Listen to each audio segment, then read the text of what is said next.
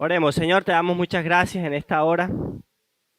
Queremos pedirte, Señor, tu dirección, pedirte, Padre, tu ayuda, que tú puedas obrar, Señor, en nuestras vidas en esta hora.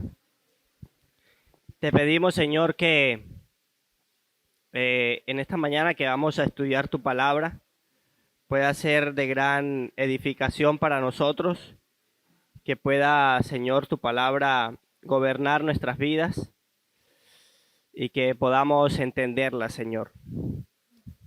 Te damos muchas gracias, Señor, porque tú eres bueno y porque nos has permitido en este día poder estar reunidos, Señor, como iglesia para adorarte, Señor, y para estudiar tu palabra. En el nombre de Jesús, amén y amén. Mis hermanos, recordemos que estamos estudiando el panorama bíblico del Antiguo y del Nuevo Testamento. Y yo quiero que hoy, como vamos a estudiar Mateo, vayamos a Mateo 26, 56. Mateo capítulo 26, versos 56.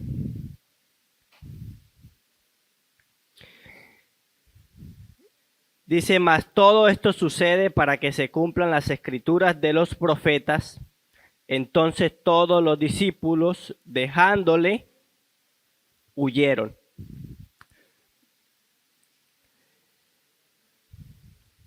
Mas todo esto sucede para que se cumplan las escrituras de los profetas. Entonces todos los discípulos, dejándole, huyeron. A manera de contexto acerca del libro o del Evangelio según San Mateo, el autor de Mateo pues fue el mismo Mateo, el apóstol. ¿Alguien recuerda cómo se le llamaba también a Mateo? ¿Cómo? No, exactamente, por ahí alguien lo dijo. Leví, Mateo o Leví. Ese es el autor del Evangelio según San Mateo. Y usted sabe que todo escritor o todo aquel que narra hechos debe tener una fuente a la cual accede para obtener la información. Y la fuente de Mateo básicamente es él mismo, porque él era uno de los apóstoles y estaba con el Señor. Y fue entonces testigo presencial. Eso incluso lo hace apóstol, porque los apóstoles tenían que ver o tuvieron que presenciar al Señor ocularmente. Eso es uno de los requisitos para los apóstoles. Fue escrito entonces entre el 60 y 80 después de Cristo, probablemente antes de la destrucción del templo, y su audiencia en su mayoría eran lectores judíos. Y ahorita vamos a ver un poco por qué Mateo está escribiendo a lectores judíos. El libro en sí tenía, o la narración tenía un propósito principal. ¿Cuál es el estilo que utiliza Mateo? Un estilo sistemático, con un pensamiento bien ordenado. Él tiene un propósito con el libro o con el evangelio, y es comunicar un tema principal. ¿Cuál es el tema principal? El rey prometido. Ese es el tema que Mateo busca demostrar a través de su escrito.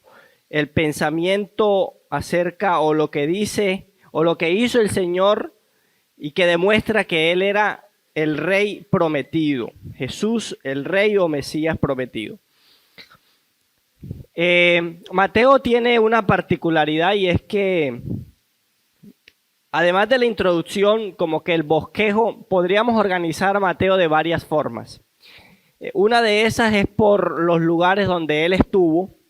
Él empieza en Galilea, en el capítulo 4. Esta no es la estructura que vamos a ver, pero es como para que vayamos organizando nuestros pensamientos en qué lugares el Señor estuvo y qué es lo que narra Mateo.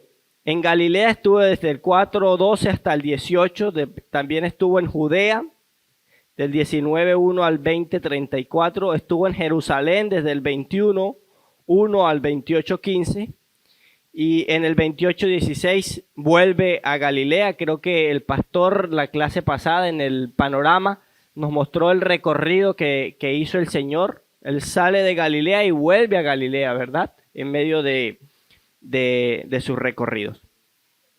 Pero entonces, ¿cuál es la estructura que vamos a ver? ¿Cómo está organizado el libro? Si usted anota, el libro está organizado de la siguiente manera y es lo que vamos a estudiar en esta mañana. En primer lugar, de los capítulos del 1 al capítulo 7, Mateo narra el nacimiento y las primeras enseñanzas de Jesús. El nacimiento y las primeras enseñanzas de Jesús. Eso lo hace desde el capítulo 1 al capítulo 7. Esa es la primera estructura. La segunda son los milagros y la persecución desde el capítulo 8 hasta el capítulo 13. Después, Mateo, como tercer bloque, él habla acerca de la identidad de Jesús, es decir, acerca de por qué él es el hijo de David. Y esto lo hace desde el capítulo 14 hasta el capítulo 18. El cuarto bloque son sus últimos días, el camino a la cruz, y esto lo hace desde el capítulo 19 hasta el capítulo 25. Y hay un subpunto allí que ya finalmente narra la pasión del rey, que es la crucifixión y resurrección de los capítulos 26 al 28. Entonces, así está estructurado Mateo. El primero, el nacimiento y las primeras enseñanzas, el inicio de su ministerio, después los milagros y empieza una persecución contra el Señor. Después, este es el punto central, el bloque 3 es el punto central del libro, y es que Mateo busca demostrar la identidad de Jesús como hijo de David. Y cuarto, los últimos días, ya el camino a la cruz, su muerte y resurrección. Estamos claros hasta aquí, ¿verdad?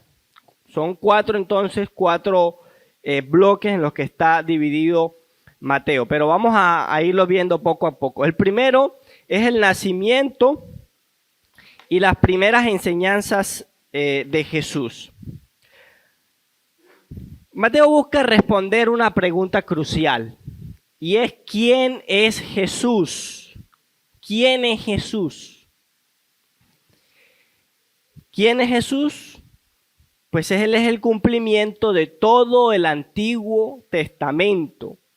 Jesús es judío, pero aún así es algo nuevo, algo que su audiencia necesitaba conocer. Y Mateo escribió este libro, como lo dije hace un momento, por allá entre el 60 y el 80 después de Cristo. Y en ese momento, pues, era necesario para él, habían dos corrientes, sobre todo. Una era la corriente judía rabínica y la otra la corriente cristiana judía. Y sobre todo para esta segunda corriente, que eran los cristianos que habían salido del judaísmo, habían creído en el Señor, él necesitaba demostrar que Jesús era el rey prometido. Entonces, su principal audiencia era el pueblo judío, estos judíos, y necesitaba entonces demostrarle que él era del linaje de David, que él era el cumplimiento de todo lo que el Antiguo Testamento había hablado de él. Y por eso Mateo empieza. ¿Cómo empieza Mateo? Con la genealogía, ¿verdad? Vamos allá a Mateo capítulo 1. Y él empieza hablando, libro de la genealogía de Jesucristo, Y lo primero que dice Mateo es, hijo de David, hijo de Abraham. ¿Por qué era importante y por qué es importante esto que Mateo empieza que empieza el libro a través de la genealogía? Mateo buscaba demostrar el linaje real de Jesús.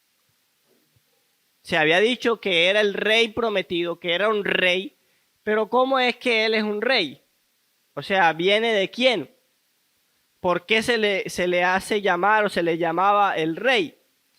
El libro de la genealogía de Jesucristo, hijo de David, hijo de Abraham. Entonces, no había duda de que Jesús era aquel a quien el pueblo judío había estado esperando. Por años se les había prometido que vendría un rey que los libertaría.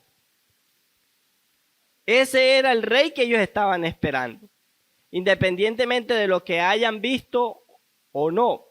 Entonces, en la época en la que Mateo escribe, está demostrando que David tenía una raíz, que Jesús tenía una raíz en David, el gran rey que tuvo el pueblo de Israel. Y entonces nosotros vemos, hermanos, que como leímos al principio, básicamente Jesús es el cumplimiento de todo lo que el Antiguo Testamento había hablado acerca de él. Vemos la profecía de Isaías, por ejemplo, de la Virgen dando a luz en el capítulo 1. Nosotros vemos ahí en el capítulo 1 cómo Mateo empieza, después de dar la genealogía, cuál es la raíz, cuáles son todos los antepasados del Señor y cómo lo posiciona ya en la época en la que él vino.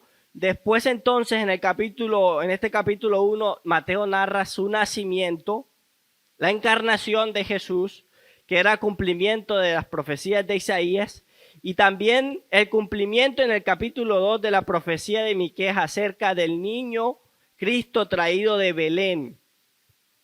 Jesús entonces es el cumplimiento de todas las profecías del Antiguo Testamento, y de hecho cumple la visión de Dios para el pueblo. ¿Por qué?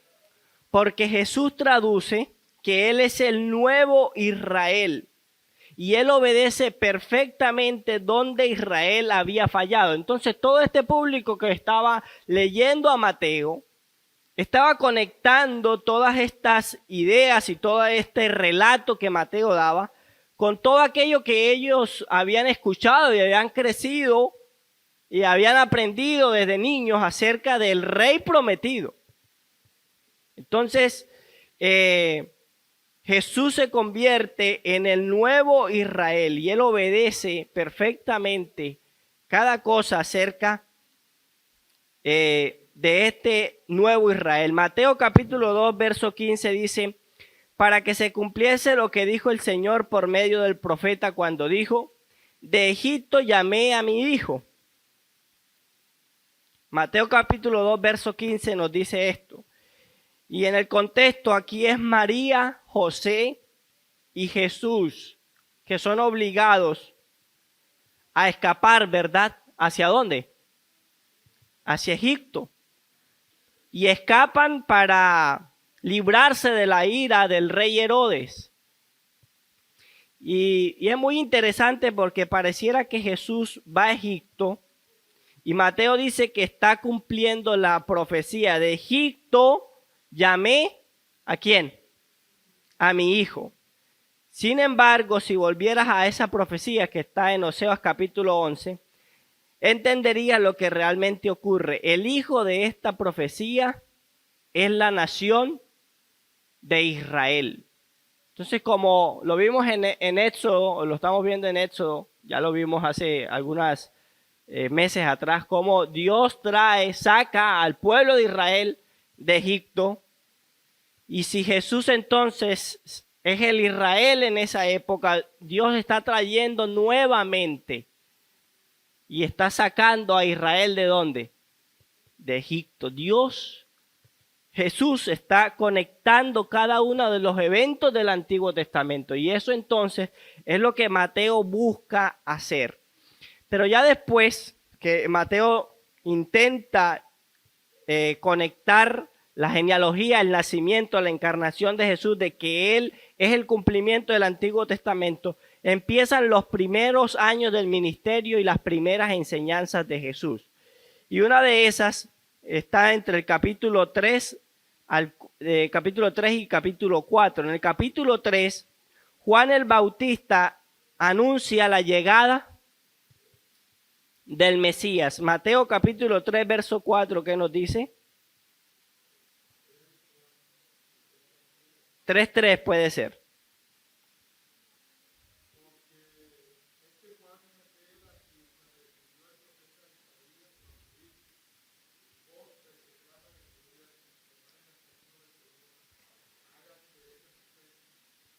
Muy bien, entonces nos damos cuenta que allí Juan el Bautista está anunciando la llegada del Mesías y lo que está haciendo es citando a Isaías.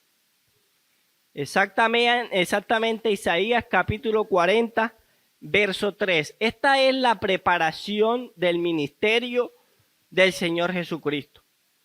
Luego de eso, ¿qué sucede? Ahí en ese mismo relato nos damos cuenta que Jesús es bautizado. Era necesario que fuese bautizado. En el capítulo 4, el pueblo de Israel anduvo 40 años en el desierto, ¿verdad? Y estuvieron en el desierto 40 años, ¿por qué razón? Hay una palabra específica.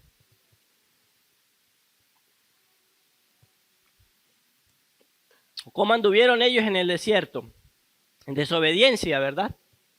Fueron desobedientes y estuvieron 40 años en el desierto. Bueno, Jesús estuvo 40 días en el desierto ayunando en completa obediencia a su Padre. Nos damos cuenta cómo Mateo va uniendo cada evento del Antiguo Testamento con el Nuevo Testamento y cómo Jesús es el cumplimiento perfecto de todo aquello que Dios había permitido y había hecho con el pueblo en el Antiguo Testamento, con su pueblo Israel, y Él lo estaba cumpliendo, pero de manera perfecta. Entonces, después de esto pasamos al Sermón del Monte. El Sermón del Monte. Jesús, en el Sermón del Monte lo que hace es que allí da los mandatos o los preceptos del rey desde el capítulo 5 al capítulo 7. En el capítulo 5, versículo 17 dice: no penséis que he venido para abrogar la ley o a los profetas. No he venido para abrogar, sino para cumplir. Este es el primer discurso del Señor Jesús. Y quiero que estén pendientes acerca de los discursos que está dando el Señor. Porque al final vamos a darnos cuenta cuál era el propósito de estos discursos. El primer discurso es en el Sermón del Monte y el Señor lo que hace es que da sus preceptos o sus mandatos del rey. Pensemos en el rey, pensemos en un reinado. Eso es lo que Mateo quiere comunicar a través de su libro. Jesús no solo cumple la profecía o la tipología, sino que cumple la mismísima ley de Dios. Él cumplió a cabalidad la ley de Dios. Él no probó pecado, ¿verdad?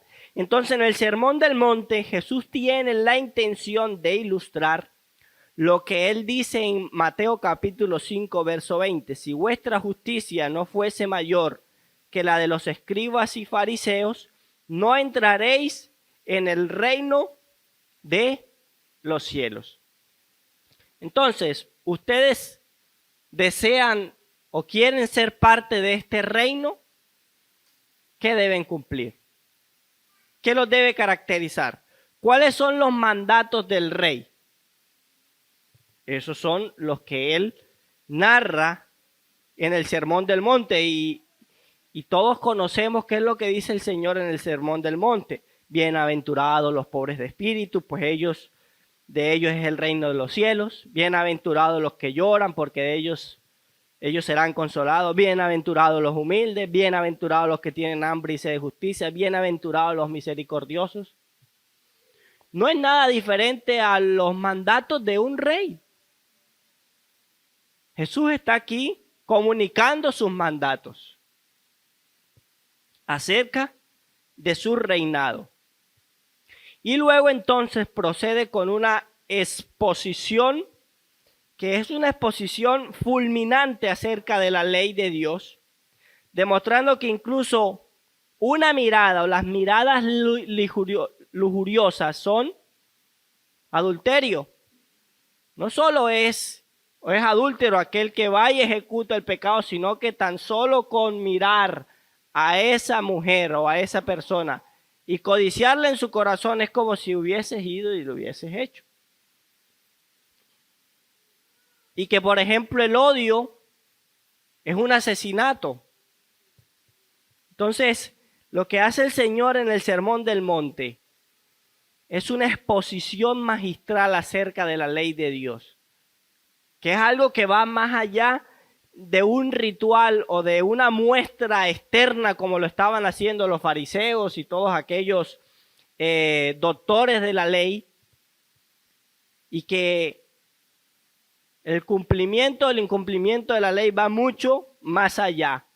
Incluso no solamente el acto de ejecutarlo, sino las intenciones son para Dios, son para el rey, como si las hiciera. Entonces, ¿cuál es el punto aquí? Nadie tiene una justicia que sea suficiente para entrar al reino de los cielos. Al leer todo, al nosotros ver todas estas mandatos del rey, ¿quién podrá cumplir todos estos mandatos del rey? Nadie. Lo que Jesús estaba entonces allí demostrando es que nadie tiene esa justicia suficiente para entrar al reino de los cielos. Entonces, ese es el primer segmento. Está claro, ¿verdad? El nacimiento muestra la genealogía y muestra la preparación, los primeros momentos del ministerio de Jesús. Ahora pasamos al segundo bloque y son los milagros y la persecución. Bueno, entonces, Mateo quiere demostrar que Jesús es el rey, pero ¿qué lo hace a él un rey? Bueno, ya demostraste que viene del linaje de David y dio unos mandatos en el Sermón del Monte, pero demuéstrame que eres el rey. Y entonces desde el capítulo 8 al capítulo 13, allí vemos los milagros y la persecución que vivió el Señor Jesucristo. Y en los primeros capítulos, en los capítulos 8 y capítulo 9, el rey muestra su poder. El rey muestra su poder. Es la demostración de su poder. Entonces Jesús empieza a hacer un milagro tras otro, un milagro tras otro. ¿Qué hace Jesús en estos capítulos? Jesús sana a un leproso, Jesús resucita a muertos, Jesús sana a un cojo y lo pone a caminar normalmente, Jesús sana a ciegos. Y estos ciegos dicen algo bien importante en la narrativa de Mateo, porque dicen, cuando ellos claman, ¿cómo claman al Señor? Jesús, hijo de David. Jesús, hijo de David. Era el rey. Jesús también en estos capítulos 8 y 9 calma la tormenta. Entonces nos damos cuenta que Jesús empieza a demostrar a través de milagros el poder que él tiene como rey. Jesús sana a un leproso, resucita a muertos, sana a un cojo, sana a ciegos y calma la tormenta. ¿Hay alguna duda de que él es un rey? ¿De que él es el rey prometido? Parece que no. Pareciera que no, ¿verdad? O sea, ¿cómo vamos a dudar de que Jesús es el Rey prometido con todo lo que hace? Incluso calmó la tormenta. ¿Quién puede hacer eso?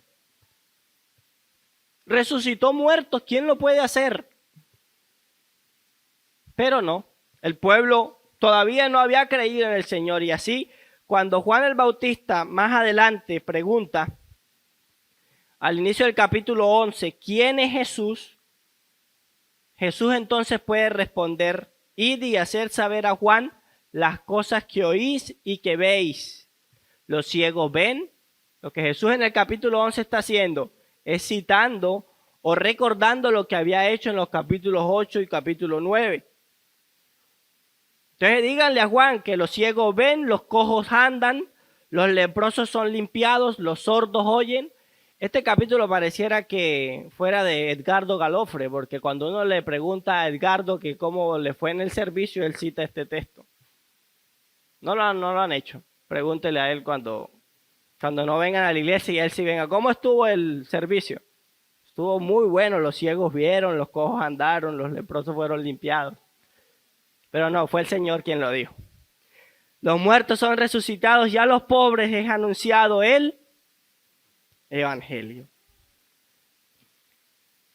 Fue demostrada entonces en estos capítulos el poder del Rey. Jesús es el cumplimiento de todo lo que el Antiguo Testamento apunta y lo confirma en su ministerio. Por lo tanto, la enseñanza que cierra esta sección se centra en Jesús,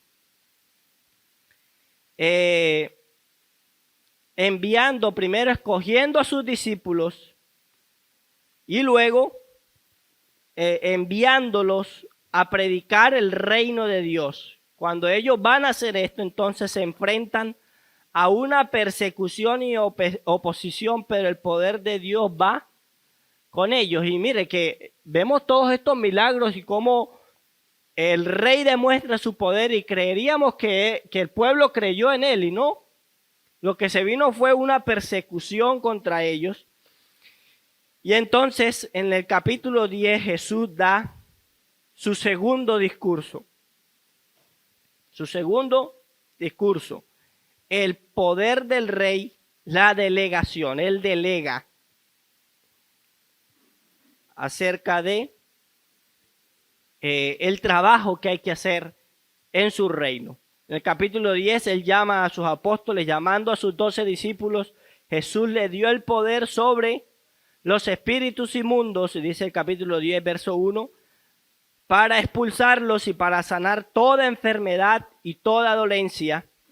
Y los nombres de los 12 apóstoles son: primero Simón, llamado Pedro, Andrés su hermano, Jacobo, hijo de Zebedeo, y Juan su hermano, Felipe, Bartolomé, Tomás, y Mateo, el recaudador de impuestos.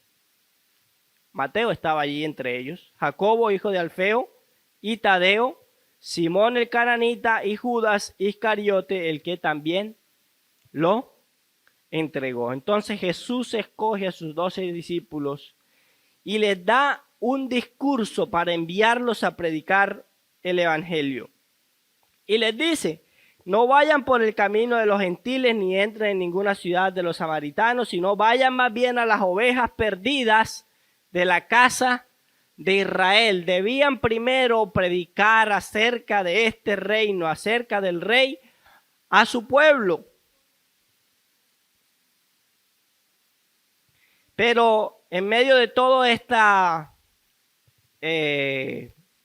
delegación que Jesús le hace, ellos encuentran una creciente oposición. Y después, entonces, en los capítulos 11 y capítulos 12, nosotros vemos la sorprendente naturaleza del rey. Jesús comienza pronunciando infortunios acerca de ciudades donde había estado trabajando. Ustedes recuerdan eso allá en los capítulos 11, que el Señor empieza, ¿verdad? Empieza él a pronunciar infortunios acerca de esas ciudades. ¡Ay de ti, Corazín! ¡Ay de ti, Betsaida! ¿Verdad? Y entonces Jesús, al hacer esto, se mete en problemas con los líderes religiosos de aquel lugar, cuando insiste en corregir su comprensión errada y opresiva del día de reposo. Entonces lo que hace Mateo es que traza una comparación entre Jesús y Jonás, porque ellos le piden señales. Muéstranos señales que tú eres el Cristo. Entonces respondieron algunos de los escribas y de los fariseos diciendo: Maestro, deseamos ver de ti señal. Él respondió y les dijo: la generación mala y adúltera demanda señal, pero señal no le será dada. O sea, Jesús era bien directo. Le acaban de pedir señal y él de una vez les dice: la generación mala y adúltera. Ustedes son malos y adúlteros. Por eso lo querían asesinar. Pero señal no le será dada, sino la señal del profeta Jonás, porque como estuvo Jonás en el vientre del pez, del gran pez 3 días y 3 noches, así estará el Hijo del Hombre en el corazón de la tierra 3 días y 3 noches. Los hombres de Nínive se levantarán en juicio con esta generación y la condenarán, porque ellos se arrepintieron a la predicación de Jonás. Y he aquí más que Jonás en este lugar. Yo soy el Jonás. El pueblo de Nínive se arrepintió al escuchar al profeta de Dios, y ahora los hombres de Nínive sirven como acusación para aquellos que rechazan a Jesús, el más grande de los profetas. Entonces, él estaba ahí demostrando que la señal era él. ¿Qué significaba Jonás? El relato de Jonás. Ahí está el significado. ¿Crees que exista alguien superior a Cristo? Quizás no estás comparando a Jesús con las figuras del Antiguo Testamento, como probablemente lo hubiese hecho la audiencia judía de Mateo. ¿Qué personas, cosas o logros nos vemos tentados a elevar por encima de Cristo? ¿Hay alguien por encima de Cristo? No, todo aquello que vemos en el Antiguo Testamento es apenas figuras, tipologías, simbologías acerca del más grande, del Rey, de Jesucristo, nuestro Señor. Y entonces, a continuación en el capítulo 13, Jesús da el tercer discurso, la sorprendente naturaleza del reino. Entonces aquí Jesús se ven aprietos por su insistencia en usar la autoridad que él tiene, y en nuestra imagen optimista del reino mesiánico que viene a la tierra está siendo revocada. O sea, ellos no estaban aceptando a ese rey. Así Jesús termina esta sección con una serie de parábolas en el capítulo 13 que demuestra la verdadera naturaleza del reino. Y entonces Jesús empieza a narrar parábolas. La parábola del sembrador. No todos responderán bien a este reino. La parábola del trigo y la cizaña todavía no juzgará a sus enemigos, sino que los dejará crecer junto con la iglesia.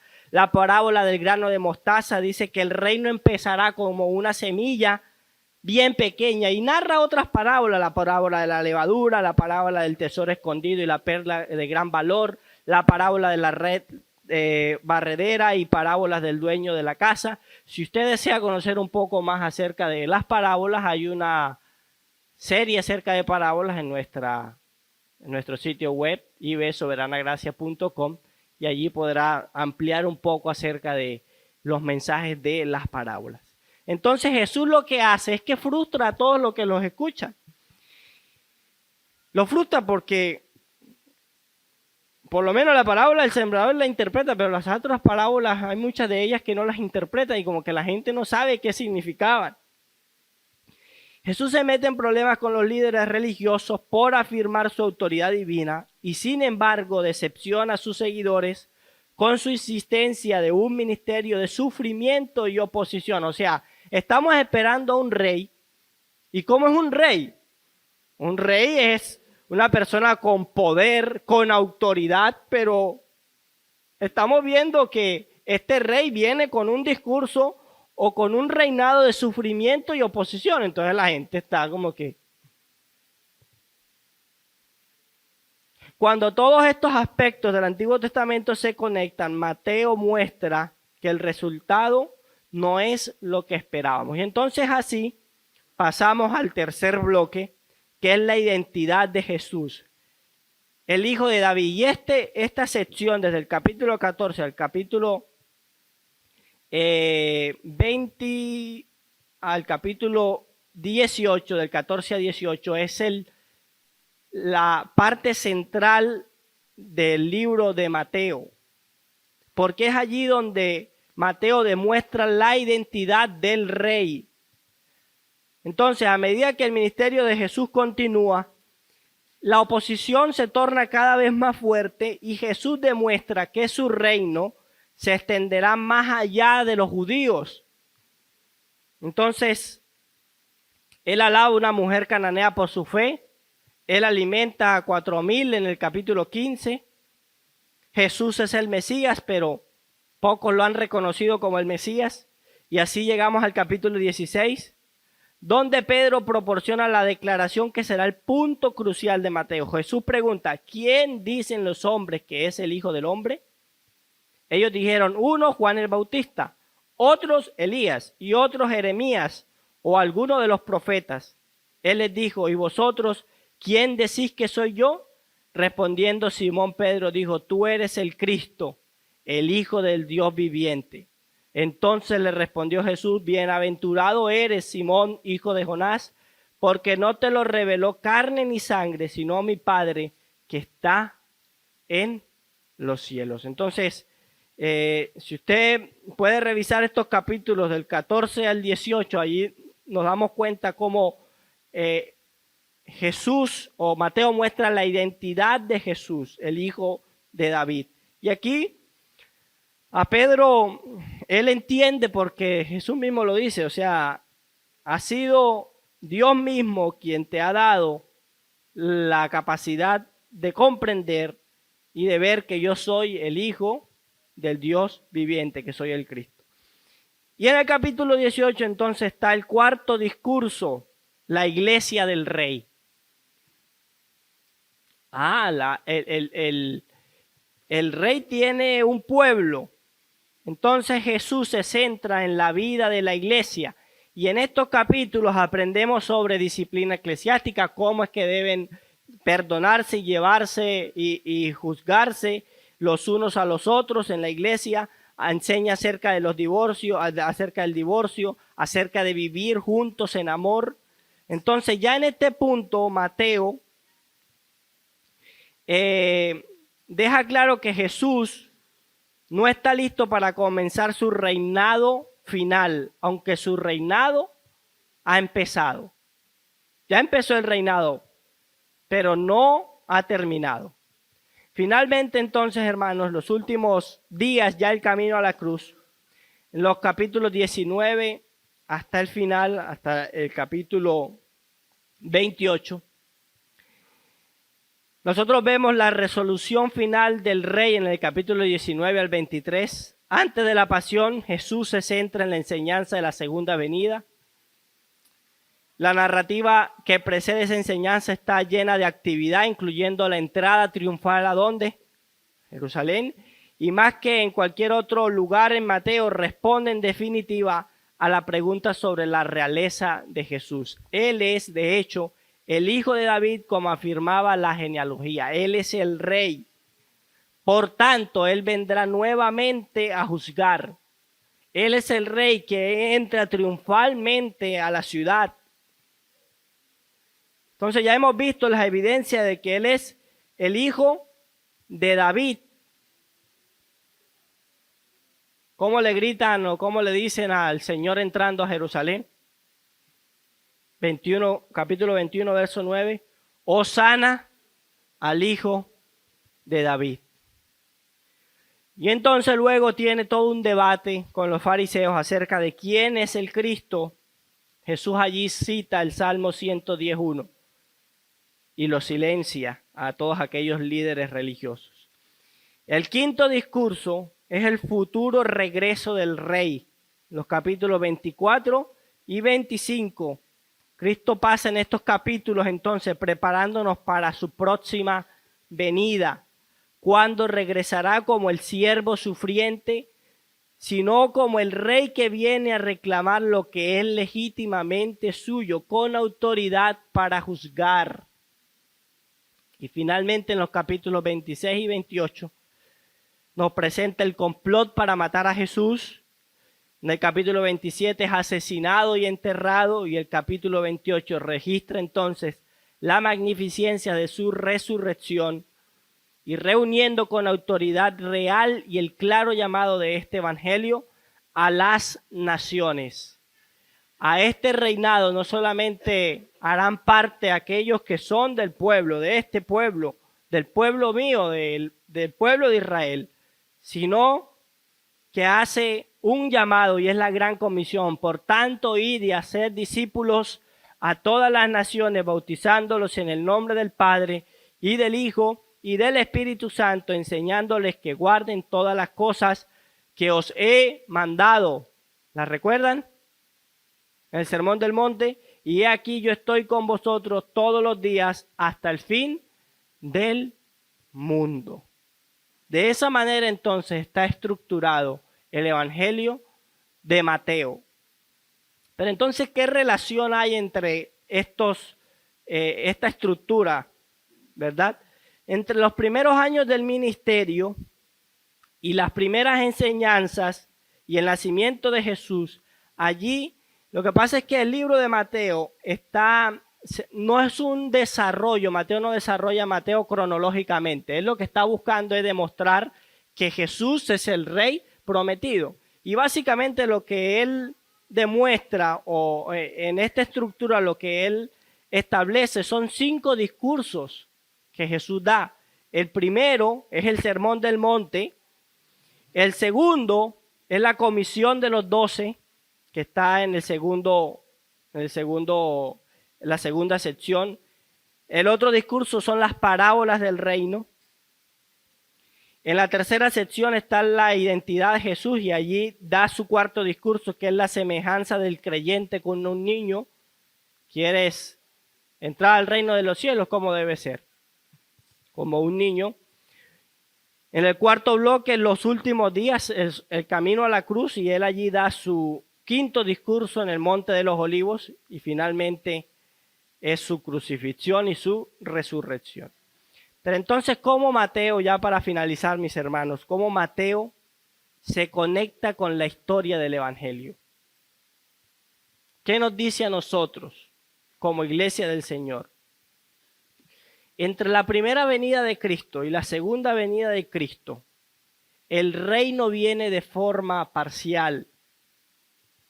El bien y el mal crecen juntos hasta el día del juicio. El Señor lo dijo, ¿verdad? La parábola del trigo y la cizaña. No nos debe asombrar de que el mal esté entre nosotros, de que el mal crezca. Dios ha permitido que eso suceda. Que el bien crezca junto al mal hasta el día del juicio. Pero también nos muestra que quienes buscan la vida eterna la encuentran en ese reino del Rey prometido. No tenemos duda que Jesús es el Rey prometido. Él cumplió todo lo que el Antiguo Testamento decía acerca de él, y él lo cumplió de manera perfecta. Todo aquel que crea en él, todo aquel que quiera ser parte de su reino, al creer en él, será parte de su reino. La predicación del Evangelio, mis hermanos, será aceptada por uno y será rechazada por otros. No hay nada nuevo. La parábola del sembrador, ¿verdad? Hay semillas que caen en un lugar que crece y da frutos, pero hay otras que no. Aún así, Cristo ha establecido su iglesia como su máxima expresión de su reino en esta era presente.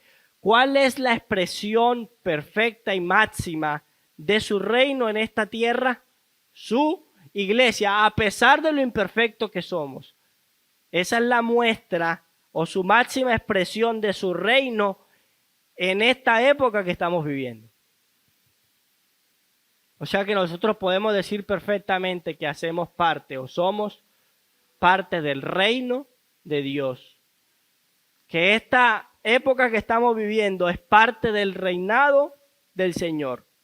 Pero también, mis hermanos, Jesús llama a los suyos, su iglesia. ¿A qué? A vivir en profunda integridad y adoración sincera hacia el Padre. Esos que pertenecen a su reino no deben vivir como viven los que no son de su reino. Deben de vivir con profunda integridad, pero también con una adoración sincera. Que solamente los que hacen parte de su reino pueden extender o expresar para con Dios. Pero también Jesús llama a los suyos, o nos llama a un discipulado costoso. Si a usted le prometieron que el evangelio iba a ser fácil, que era para enriquecerse, o que era para tantas cosas, para pedir y todo lo que pidas, Dios te lo va a dar, pues no, Dios nos llama a un discipulado costoso. ¿Estamos siguiendo a quién?